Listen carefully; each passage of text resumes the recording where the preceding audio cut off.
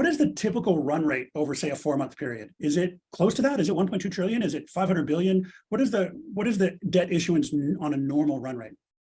I mean, so there's nothing normal about the times we're in.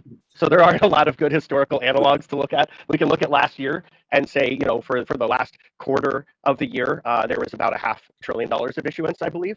Okay. But at the same time, that was when a lot of spending was being kicked up significantly, right? This was when there was funding necessities for the CHIPS and Science Act and the Inflation Reduction Act, whether it's ironically named or not. And a Yep. lot of that stuff started to come online. And then interest expenses are coming up too, because the Fed is doing QT, and that means that the interest-free kind of borrowing that the Treasury was able to do, where the Fed would buy at auction, they were the biggest buyer, and when they did, they paid back the interest at the end of the year minus any Fed expenses. That's over while interest rates are also rising. So interest rate expense is set to hit over $1 trillion. That's another reason that debt issuance is increasing, to be able to offset that. We're essentially, paying off the interest on our debt by issuing more debt.